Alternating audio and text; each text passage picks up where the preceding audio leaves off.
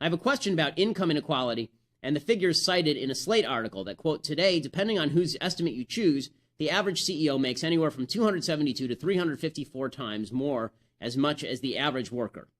Is this calculation accurate or a misrepresentation? Can you comment on the ethics of that stat, assuming that it is accurate? These stats are always conveyed as negative and are the types of examples which seem to be a big part of Bernie Sanders' message. For what it's worth, I'm British, I live in the U.S. Watching you trounce Piers Morgan is still one of my favorite TV moments. Okay, so is that statistic accurate? To the best of my knowledge, that is an accurate statistic, that the average CEO makes 272 times as much as the average worker.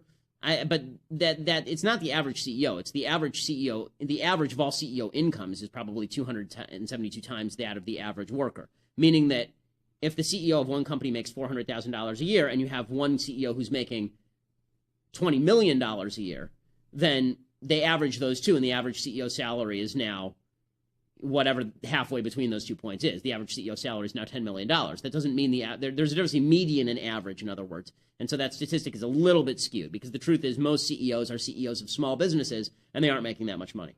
But beyond that, it's always funny. You never hear people on the left say the average NBA player makes 400 times what the average employee of the same basketball team makes.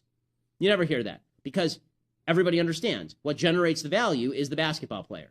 Everybody understands that what generates the value, theoretically, is the CEO. Now, there's a good case to be made that the CEO is not the one generating all the value, that CEOs are overrated in terms of their importance. That's a case that you can make to various boards, and the boards will either take it seriously or not, and then they can maybe hire somebody for cheaper. That's fine. That's their call. But it's a voluntary transaction. And by the way, if you fire the CEO of McDonald's, who makes, I think, $10 million a year, and redistribute his income, everybody who works for McDonald's will make like $3 more a year. So it won't help anything. Okay, you can't just redistribute income from one to the other. It is amazing how they use income inequality as their measure. You hear Hillary say, income inequality is the worst thing ever. Okay, Hillary, give up all your money now.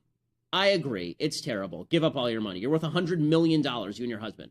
You're going to sit there lecturing the rest of us about income inequality? Or maybe you took the money from Goldman Sachs because when someone offers you money in a voluntary transaction, you're allowed to take it.